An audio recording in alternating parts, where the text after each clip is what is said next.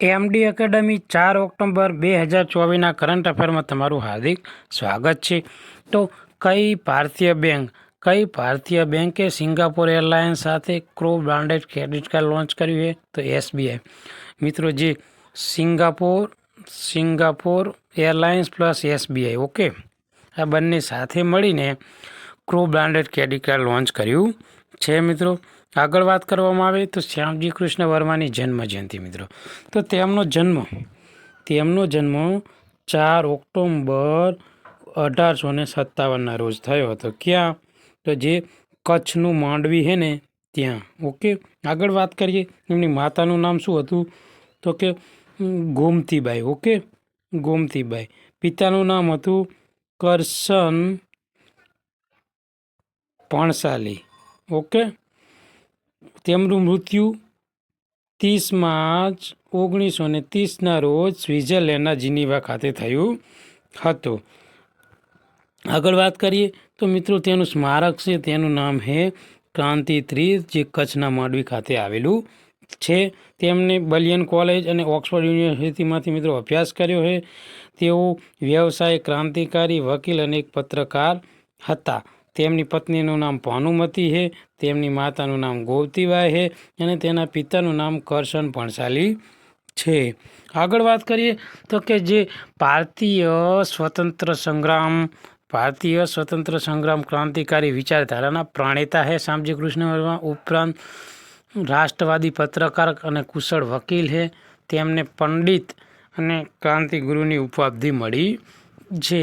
મે 1905માં India હાઉસની તેમણે શરૂઆત કરી હતી અને the Indian home rule society, મિત્રો, સરદારસિંહ રાણા, ભીખાઈજી કામા અને દાદા નવરોજી ઉપરાંત શ્યામજી કૃષ્ણ વર્માના સહયોગથી શરૂઆત થઈ હતી.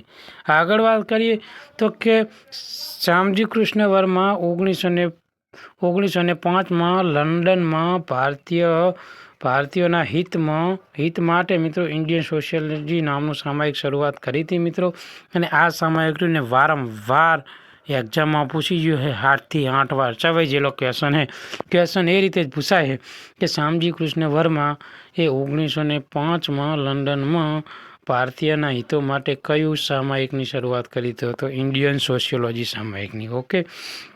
ઓક્સફર્ડ યુનિવર્સિટીમાં તેઓ સંસ્કૃત વિષયના પ્રોફેસર તરીકે જોડાયા હતા. આગળ વાત કરીએ તો જયંતિ દલાલે તેમના જીવન ચરિત્ર ઉપર કૃતિ લખી છે મિત્રો, ગતિ અને રેખા. તે તેમનું જીવનનું ચરિત્ર મિત્રો જયંતિ દલાલે લખેલું છે. 22 ઓગસ્ટ 2003ના રોજ તેમના અસ્થિ કચ્છના માંડવી ખાતે લાવવામાં આવ્યા હતા, સ્વિટ્ઝરલેન્ડ જીનીવાથી, ઓકે. આગળ વાત કરીએ તો કે સમગ્ર વિશ્વમાં વિશ્વ પ્રાણી દિવસ ક્યારે ઉજવવામાં આવે છે? 4 ઓક્ટોબરના દિવસે વિશ્વ પ્રાણી દિવસની ઉજવણી થાય છે. વાત કરવામાં આવે પહેલી ઓક્ટોબરની, તો 1 ઓક્ટોબર ટોટલ 2 દિવસ ઉજવવામાં આવે છે. એક તો છે રાષ્ટ્રીય સ્વૈચ્છિક રક્તદાન દિવસ અને બીજો છે વિશ્વ શાકાહારી દિવસ. કયો? શાકાહારી દિવસ, ઓકે. આ 2 દિવસની ઉજવણી કરવામાં આવે. 2 ઓક્ટોબર વિશ્વ અહિંસા દિવસ મિત્રો, અને 5 ઓક્ટોબર એટલે વિશ્વ શિક્ષક દિવસ.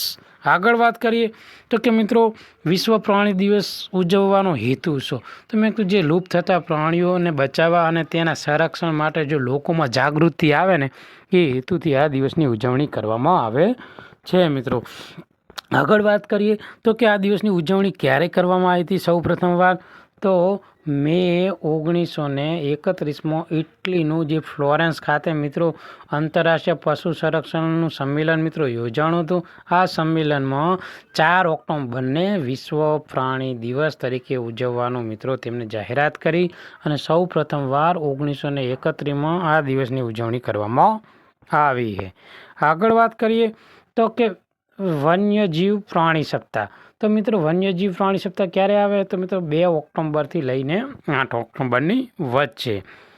આગળ વાત કરીએ તો જો મેં આ વન્યજીવ પ્રાણી સપ્તાહ હે મિત્રો તે ગીર ફાઉન્ડેશન દ્વારા દર વર્ષે વન્ય પ્રાણી સપ્તાહ દરમિયાન વિવિધ પ્રવૃત્તિના માધ્યમથી લોકોને જાગૃતિ લાવવા માટે આ વન્ય જીવ પ્રાણી સપ્તાહની ઉજવણી કરવામાં આવે છે મિત્રો. ગાંધીનગરમાં જે ઇન્દ્રોડા પાર્ક તરીકે તમે ઓળખો હો ત્યાં અત્યારે હાલ મિત્રો નિઃશુલ્ક રીતે તમને પ્રવેશ છે અને તમે તેનો લાભ ઉઠાવી શકો છો મિત્રો.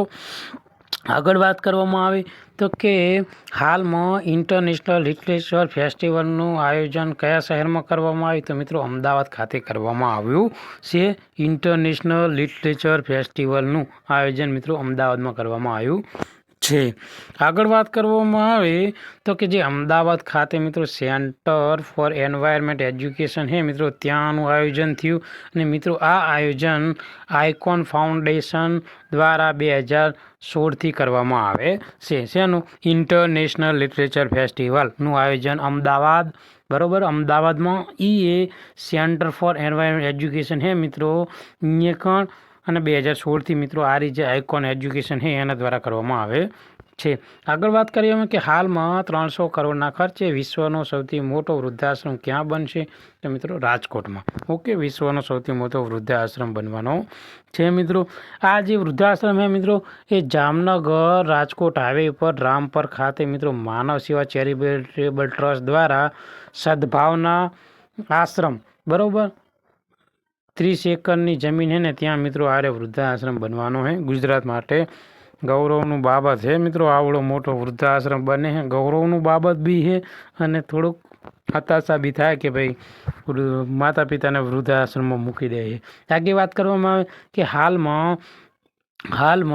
વર્ષ 2024માં સ્વસ્થ ભારત મિશનને કેટલા વર્ષ પૂર્ણ થયા તો મિત્રો 10 વર્ષ પૂર્ણ થયા મિત્રો. વર્ષ 2014માં મિત્રો આજે ભારત સ્વચ્છતા ભારત મિશન છે ને બી વર્ષ 2014માં શરૂઆત થઈ હતી. 2 ઓક્ટોબરના દિવસે મિત્રો જે 2024ની થીમ છે સ્વભાવ સ્વચ્છતા અને સંસ્કાર સ્વચ્છતા. ઓકે મિત્રો યાદ રાખજો આ એની થીમ છે અને 96 કરોડ રૂપિયાના ખર્ચે મિત્રો વધુ સ્વચ્છતાને લગતા પ્રોજેક્ટ અમને મિત્રો સિનરિયાસ કર્યો છે. આગળ વાત કરવામાં તાજેતરમાં ક્લાઉડિયા શેમ્બાઉમ પાર્ડો મિત્રો કયા દેશના પ્રથમ મહિલા રાષ્ટ્રપતિ બન્યા તો મિત્રો મેક્સિકોના અને મેક્સિકોની રાજધાની છે મેક્સિકો સિટી. ઓકે, આગળ આ તેનો ફોટો જોઈ શકો મિત્રો.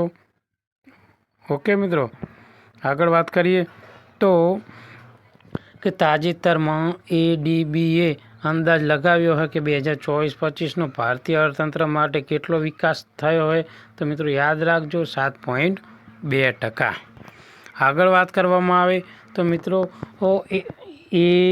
ADB તો ADB શું છે મિત્રો તો કે એશિયન ડેવલપમેન્ટ બેંક છે મિત્રો. એની સ્થાપના 19 ડિસેમ્બર 1966ના રોજ થઈ હતી. તેનું હેડક્વાર્ટર છે ફિલિપાઇન્સ અને તેના પ્રેસિડન્ટ છે મસાતસુંગુ અસાકાવા. ઓકે મિત્રો યાદ રાખજો. આગળ વાત કરવામાં આવે તો કે કયા દેશે UN સેક્રેટરી જનરલ પર પ્રતિબંધ મૂક્યો છે તો મિત્રો યાદ રાખજો ઇઝરાયલના જે મિત્રો આપણા યુએનના પ્રેસિડન્ટ છે બરાબર એન્ટોનિયો ગુટેરેસ મિત્રો બરાબર એના ઉપર એમને પ્રતિબંધ મૂકી દીધો છે કે તમે તમારા દેશમાં હવે આવી શકશો નહીં. અને પ્રતિબંધ મૂકવાનું કારણ એવું છે કે ઇઝરાયલ એવું કહે છે કે તમે અમારા દેશ પક્ષ વિરોધી મિત્રો કાર્ય કર્યું છે એ હેતુથી એમને રાષ્ટ્ર વિરોધી કાર્ય કે પક્ષ વિરોધી કાર્ય કે દેશ વિરોધી કાર્ય જે બી કહો એના વિરુદ્ધ તમે કાર્ય કર્યું છે એટલા માટે હવે તમને આપણા દેશમાં પ્રવેશ મળશે નહીં મિત્રો. આગળ વાત કરવામાં આવે તો મિત્રો કે યુએનની સ્થાપનાની વાત કરવામાં આવે મિત્રો તો યુએનનું જે ચાર્ટર એક્ટ છે મિત્રો એ 26 જૂન 1945ના દિવસે મિત્રો બધા જ દેશોએ તેના ઉપર હસ્તાક્ષર કર્યા હતા અને મિત્રો એનો અમલ 24 ઓક્ટોબર 1945ના દિવસે મિત્રો અમલ થયો હતો. એટલે એની સ્થાપના દિવસ તરીકે તમે એને ઓળખીએ 24 ઓક્ટોબર એટલે યુએન દિવસ તરીકે પણ મનાવવામાં આવે છે મિત્રો. આગળ વાત કરીએ તો મિત્રો આ તમે જે યુએન છે મિત્રો યુએનના બરાબર આ એન્ટોનિયો ગુટેરેસ મિત્રો તમે ફોટો જોઈ શકો જે યુએનના મિત્રો અત્યારે સેક્રેટરી છે મિત્રો, સચિવ છે. ઉપરાંત વાત કરવામાં આવે યુએનની મિત્રો, તો યુએનમાં ટોટલ 2 હોય. એક તો સામાન્ય સભા હોય અને બીજી સિક્યુરિટી માટે મિત્રો સભા હોય, જેને યુનાઇટેડ નેશન સિક્યુરિટી કાઉન્સિલ તરીકે ઓળખાય છે મિત્રો. અને જે આ સિક્યુરિટી કાઉન્સિલ હોય ને એમાં મિત્રો ટોટલ રહ્યા ને 5 કન્ટ્રી એવા હોય જે મિત્રો પરમિનન્ટ કન્ટ્રી, યાની કે વિટો પાવર હોય. કોઈ બી બિલ લાવવાને એમ કહે કે આ વસ્તુ નહીં થાય એટલે ના થાય. અને એ સિવાય 15 દેશો મિત્રો, 15 દેશો જે દર વર્ષે રહ્યા ને એનું પ્રતિનિધિત્વ કરતા હોય, જે જનરલ એસેમ્બલીનું. અને મિત્રો બીજી વાત કરવામાં આવે કે હાલમાં યુએનમાં મિત્રો 19મું સામાન્ય સભાનું સત્ર ચાલે છે. એના અધ્યક્ષ છે ફિલિમન યંગ. યાદ રાખજો મિત્રો, ફિલિમન યંગ એના અધ્યક્ષ છે મિત્રો. અને જ્યાં 15 સભ્યોની મેં વાત કરીને સિક્યુરિટી કાઉન્સિલમાં પરમિનન્ટ તો 5 હોય, એની સિવાય 15 હોય. એમાં એક યુરોપિયન યુનિયન આવી જાય અને એની સિવાય બીજા 14 દેશો હોય જે વર્ષોના અંતે મિત્રો ચેન્જ થતા રહે છે મિત્રો. આગળ વાત કરવામાં આવે મિત્રો તો ભારતનો પ્રથમ સુપર કેપેસિટર કયો? ભારતનું પ્રથમ સુપર કેપેસિટર મેન્યુફેક્ચરિંગ સુવિધા તાજેતરમાં ક્યાં ઉદ્ઘાટન થયું? તો મિત્રો કેરળમાં ઉદ્ઘાટન થયું છે મિત્રો. આગળ વાત કરવામાં આવે તો કેરળની રાજધાની તિરુવનંતપુરમ મિત્રો, અને તેના મુખ્ય પ્રધાન છે પિનરાઈ વિજયન, અને ત્યાં ભાષા બોલાય મલયાલમ અને અંગ્રેજી. ટોટલ 14 જિલ્લા છે મિત્રો. વાત કરવામાં આવે કેરળની તો મિત્રો કેરળને તમિલનાડુ અને કર્ણાટકની રાજધાની ટચ થાય છે. એટલે મિત્રો રાજધાની એટલે સરહદ ટચ થાય છે. ઓકે મિત્રો, ઓકે કેરળને મિત્રો તમિલનાડુ અને કર્ણાટકા બરાબર મિત્રો એની સરહદ ટચ થાય છે મિત્રો. અહીંયા આજનું આપણું કરંટ અફેર પૂરું કરીએ મિત્રો. જો આ વિડીયો તમને ગમ્યો હોય તો લાઈક કરો, સબસ્ક્રાઈબ કરો અને તમારા બીજા મિત્રો સુધી શેર કરો, જેથી કરી આ કરંટ અફેરનો લાભ એ લોકો ઉઠાવી શકે મિત્રો. ઓકે, ધન્યવાદ.